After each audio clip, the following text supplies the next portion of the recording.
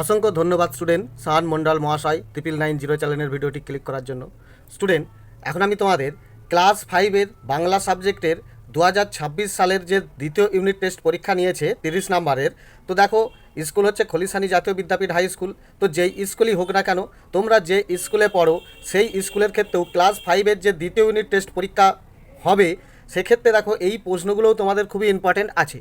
তো অবশ্যই এক এক স্কুলে কেমন কেমন প্রশ্ন পড়েছিল সেই প্রশ্নগুলো দেখলে তোমরা একটা ধারণা পেয়ে যাবে তোমাদের প্রশ্নপত্রটাও কেমন আসতে চলেছে।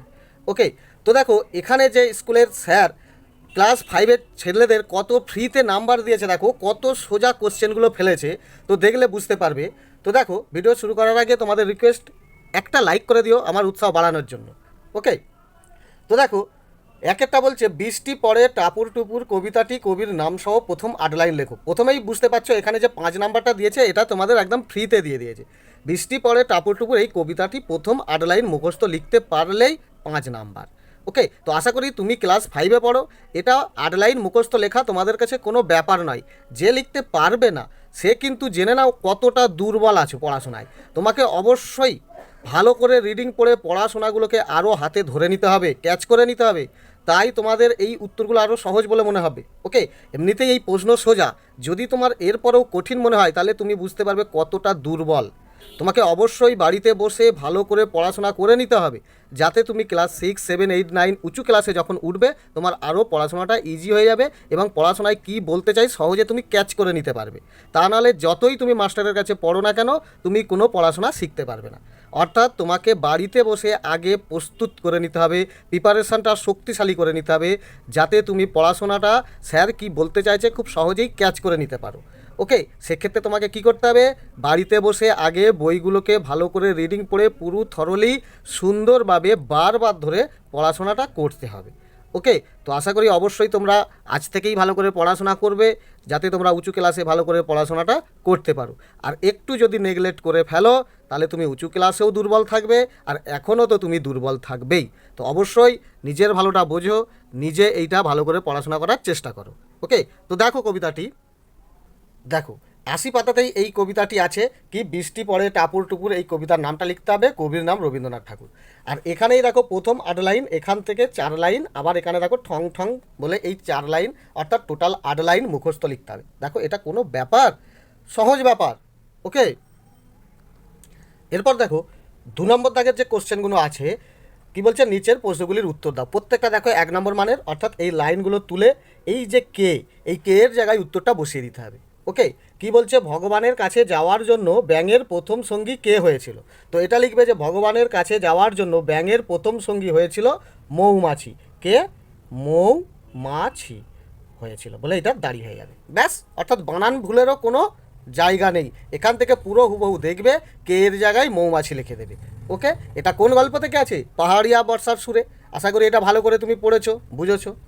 এরপরে বলছে দেখো, ঝড় কোথায় পালিয়ে গিয়েছিল। এই যে কোথায়, এই জায়গাটাই তোমাকে উত্তর লিখতে হবে, যে ঝড় কোথায়? 7 সাগরের পাড়ে। কোথায়? 7 সাগরের পাড়ে, পাড়ে। ওকে, 7 সাগরের পাড়ে। তো এটা কোন কবিতা থেকে নেওয়া? ঝড় কবিতা থেকে নেওয়া। 7 সাগরের পাড়ে, অর্থাৎ ঝড় 7 সাগরের পাড়ে পালিয়ে গিয়েছিল। ওকে, এরপরে দেখো গয়েরটা বলছে, মায়াতরুতে, মায়াতরু মানে তোমাকে কবিতার নামটা দিয়ে দিল, মুকুট হয়ে কি ঝাঁক বেঁধেছে। এই কি এর জায়গায় উত্তরটা বসে যাবে। ওকে, আর এইটা দাড়ি করে দেবে। তো মায়াতরুতে মুকুট হয়ে কি? লক্ষ হীরার মাছ। কি হবে? লক্ষ হীরার মাছ। ওকে, লক্ষ হীরার মাছ। তো এটা লিখবে যে মায়াতরুতে মুকুট হয়ে লক্ষ হীরার মাছ ঝাঁক বেঁধেছিল বলে দাড়ি, সোজা। এরপরে দেখো, আখ চাষের সময় কুমির আখ গাছের কোন দিকটা নিয়েছিল। এই যে কোন দিকটা, এইটা তোমাকে হয়ে যাবে আগার দিকটা, আগার। ওকে, অর্থাৎ গাছের উপরের দিকটা নিয়েছিল। ক্লিয়ার? তাহলে এটাও তুমি বুঝতে পারছো কোনটা থেকে নেওয়া হয়েছে। এরপরে দেখো, ফণিমনসা ও বনের পরী, পুরো নাটকটির নাম তুলেই দিল। পাঠ্যটি হলো একটি দেখো নাটক, এতে অনেকগুলো চরিত্র আছে, ওই জন্য এটা তোমার হয়ে যাবে নাটক। ওকে, এরপরে দেখো এখানে একটি আবার সহজ কোশ্চেন দিয়েছে, দেখো লিবেনিক কবিতাটি কার লেখা। এটাও তোমাদের কাছে সোজা যে লিমেরিক কবিতাটি, এই যে কারের জায়গায় তোমার উত্তর হয়ে যাবে কে, এডওয়ার্ড লিয়ার। এডওয়ার্ড, ঠিক আছে, এডওয়ার্ড লিয়ার। ব্যাস দেখো, এই যে কোশ্চেনগুলো কি কোনো কঠিন? কত সহজ, তোমাকে যেন ফ্রিতে নাম্বার দিচ্ছে। ওকে, এবারে দেখো তোমাকে এখানে দুটি প্রশ্নের উত্তর দিতে বলেছে, প্রত্যেকটা দেখো 2 নম্বর করে 2 লাইন একটু লিখতে হবে, দুটো তথ্য দিতে হবে। তো এখানে কি বলছে, ফণিমনসা গাছটির মনে শান্তি ছিল না কেন? তাহলে কেন শান্তি ছিল না? এর পাতাগুলি কাঁটা বলে, অন্যান্য পাশের অন্যান্য গাছেদের মতো সুন্দর নয় বলে। ঠিক আছে, তাহলে এটা লিখবে যে এর পাতাগুলি কাঁটা বলে। ওকে, কাঁটা বলে। ওকে, পাতায় কাঁটা আছে বলে এটাও লিখতে পারো। এবং পাশের গাছের পাতাগুলি সুন্দর বলে। ওকে, অর্থাৎ পাশের পাতাগুলিকে সুন্দর আর নিজের পাতাগুলি কাঁটা ভরা বলে ফণিমনসা গাছের মনে শান্তি ছিল না।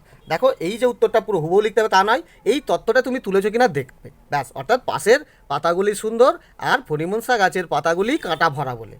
ক্লিয়ার? তাই তার মনে শান্তি নেই, সোজা। এবারে দেখো বলছে ট্যাগ কাকে বলে। ট্যাগ কাকে বলে? দুটি ছোট নদী মিলিত হয়ে যে বদ্বীপ সৃষ্টি করে, তার ফলে যে কী হয়, মাথাটা, ওই যে বদ্বীপের মাথাটা তৈরি হয়, তাকে বলে ট্যাগ। অর্থাৎ এইখানটা লিখবে যে দুটি নদী মিলিত হয়ে,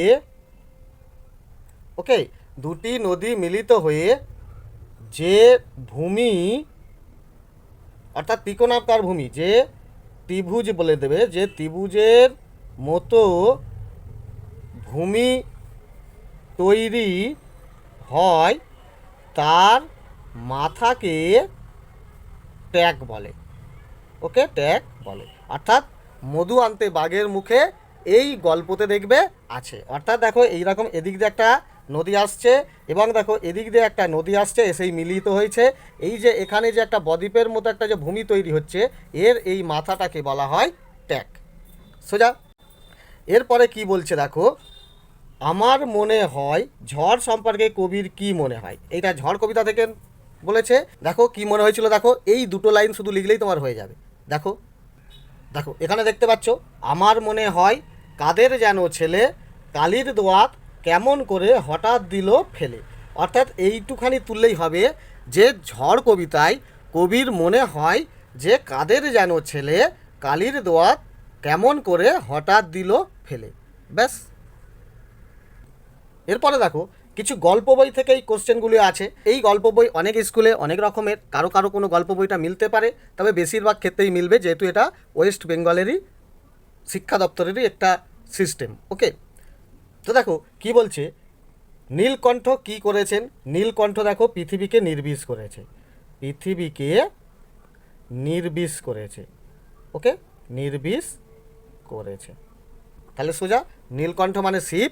শিব কী করছে, যখন সমুদ্র মন্থনের সময় যখন বিষ এবং অমৃত একের পর একের জন্য মন্থন করছিল, অর্থাৎ অমৃতের জন্য মন্থন করছিল, বিষ উঠেছিল, সেই বিষ শিব খেয়ে কণ্ঠে রেখে দিয়েছিল। ওকে, অর্থাৎ গলায় রেখে দিয়েছিল, সেই থেকেও শিবের নাম নীলকণ্ঠ। ওকে, কয়েকটা বলছে দেখো, বাঘ বা ভালুক বলে যাকে ভুল করেছিল সে আসলে কে। সে আসলে দেখো ছিনাত বহুরূপী। ওকে, ছিনাত বহুরূপী। এরপরে দেখো গয়েরটা কি বলছে, বৃদ্ধ মাঝি অবাক হয়ে কি করে। দেখো বৃদ্ধ মাঝি অবাক হয়ে ফেল ফেলিয়ে হাসে। কি? ফেল ফেলিয়ে হাসে। ওকে, এইটুখানি তুলে দেবে। ঘয়েরটা বলছে দেখো, বীর সন্ন্যাস গ্রহণের আগে বিবেকানন্দের নাম কি ছিল। বিবেকানন্দর নাম ছিল দেখো নরেন্দ্রনাথ দত্ত। ওকে, মৌমাছির এত ব্যস্ততার কারণ কি। অর্থাৎ মৌমাছি অর্থাৎ কাজের লোক কবিতা থেকে নেওয়া। এটা দেখো ব্যস্ততার কারণ, বনে কি ফুটেছে, বনে ফুল ফুটেছে, মধু সংগ্রহ করতে হবে। ওকে, সংগ্রহ করতে এত ব্যস্ত। ঠিক আছে, মৌমাছির এত ব্যস্ততার কারণ বনে ফুল ফুটেছে তাই মধু সংগ্রহ করতে, তাই দিয়ে দেবে, তাই মধু সংগ্রহ করতে। ওকে, ছয়টাও দেখো সোজা। যোগেন পণ্ডিতের সঙ্গে ভূতনাথ ভৌমিকের সম্পর্ক কেমন? অর্থাৎ শিক্ষক এবং ছাত্র, শিক্ষক ও ছাত্রের সম্পর্ক। ঠিক আছে, কি সম্পর্ক? শিক্ষক এবং ছাত্রের। ভূতনাথ ভৌমিক ছিল যোগেন পণ্ডিতের পুরনো ছাত্র। ওকে, এরপরে দেখো 5 বলেছে লিঙ্গ পরিবর্তন করো। কর্তা, কর্তাটা কি হবে? কর্তা হবে গিন্নি। ওকে, আর বুদ্ধিমানটা কি হবে? বুদ্ধিমতী, বুদ্ধিমতী। ওকে, এরপর 6 দাগে দেখো প্রশ্নগুলো কি সোজা দিয়েছে। অর্থাৎ তোমাকে এই যে এতক্ষণ ধরে যে প্রশ্নগুলো দেখতে পাচ্ছ, বুঝতেই পারছো যে ফ্রিতে কত নম্বর দিয়ে দিয়েছে, কত ইজি কোশ্চেন দিয়ে দিয়েছে। তোমাদের কাছে কিন্তু যদি এটা কঠিন মনে হয়, জানবে কিন্তু তুমি খুবই দুর্বল, পড়াশোনা ভালো করে অবশ্যই করবে। ওকে, তো দেখো কয়েকটা বলছে ভক্তবৃন্দের ভিড়ে। ভক্তবৃন্দ কথাটার মানেই কি? অনেক ভিড়ের কথা বলছে, ভিড়ে অনেক লোক এসেছে, তাহলে অনেকজন হলে সেটা কি হয়? বহু বচন। তাহলে এটাও দেখো সোজা, এটা বুঝতে কি কোনো কঠিন লাগছে? এরপরে বলছে আমি, আমি মানে একজন, তাহলে এটা এক বচন। ওকে, তাহলে এটাও দেখো খুবই সোজা। এরপরে দেখো 5 নম্বর মানে তোমাকে একটা চিঠি লিখতে বলেছে। এটাও কোনো ব্যাপার নয়। কি বলছে? তোমার বিদ্যালয়ের কোনো অনুষ্ঠানের কথা সংক্ষেপে জানিয়ে বন্ধুকে পত্র লেখো। ক্লিয়ার? তো দেখো, মনে করো এই তোমার খাতা, তোমার এই খাতার ডান দিকে এটা কি করতে হবে? ওকে, এখানে তোমার নিজের ঠিকানা দিতে হবে, নিজের ঠিকানা। খুবই সোজা ব্যাপার, ভিলেজ, পোস্ট, ওকে, থানা, পিন নম্বর, নাম সবই দিয়ে দেবে। দেওয়ার পরে দেখো এই জায়গায়, এই যে সোজাসুজি এই জায়গায় তোমার বন্ধুকে একটু সম্বোধন জানাবে যে প্রিয় বন্ধু, ওকে বলে কমা দেবে। তারপরে দেখো কি করতে হবে, এইখান থেকে টোটাল ডিটেলস লিখতে হবে যে আশা করি তুমি ভালো আছো, আমিও ভালো আছি। ঠিক আছে, আমাদের বিদ্যালয়ে কোনো একটা অনুষ্ঠানের কথা বলতে হবে যে আমাদের বিদ্যালয়ে ওই অমুক বিষয়ে কিছু একটা অনুষ্ঠান হয়েছিল, কিছু একটা বিষয় তুমি নিশ্চয়ই দেবে। কি হয়তো স্কুলে অনেকজন ছাত্রছাত্রী ভর্তি হয়েছিল, সেই নবীনবরণ হয়েছিল, অথবা ধরো 15ই আগস্ট স্বাধীনতা দিবস উপলক্ষে পতাকা তুলেছিল, কোনো একটা অনুষ্ঠান, বা অথবা বৈশাখে 25শে বৈশাখে রবীন্দ্রনাথের রবীন্দ্র জয়ন্তীর অনুষ্ঠান হয়েছিল, যে কোনো একটা অনুষ্ঠানের বিবরণ দিয়ে কত ভালো লেগেছিল সেই সমস্ত তত্ত্ব বন্ধুকে টোটাল সব তুলে দেবে। এটা বডির মতো নিজের মতো করে একটা তুলে দেবে। দেওয়ার পরে তো শেষে এখানে লিখতে হয় ইতি, দেওয়ার পরে এখানে তোমার সই। ক্লিয়ার? আর এই যে নিচে এই বাঁদিকে এখানে তোমাকে কি করতে হবে? বন্ধুর ঠিকানা দিতে হবে, বন্ধুর ঠিকানা। ঠিক আছে, এবারে ডেট তারিখ তুমি এইখানেও দিয়ে দিতে পারো, এখানে ধরো ডেটটাও তুমি দিয়ে দিতে পারো, বাংলাতেও লিখতে পারো তাং, বা ইংলিশে ডেট বলে লিখতে পারো। ব্যাস, এই তোমার চিঠি তোমাকে ছক করে লিখতে হবে। এই ধরনের ছক যদি পারফেক্ট করো, তোমার 2-3 নম্বর দিয়ে দেবে। তারপর বডিতে তো 2-4 কথা লিখলেই ব্যাস। ওকে, তো আশা করি এই প্রশ্ন তোমাদের কাছে খুবই ইজি। প্রশ্নগুলো দেখে বুঝতে পারছো তোমাদের কতটুকু প্রস্তুতি নিতে হবে। ওকে, আর চ্যানেলে নতুন হয়ে থাকলে সাবস্ক্রাইব বাটনটি ক্লিক করে বেল আইকনটিও ক্লিক করে দেবে। ধন্যবাদ।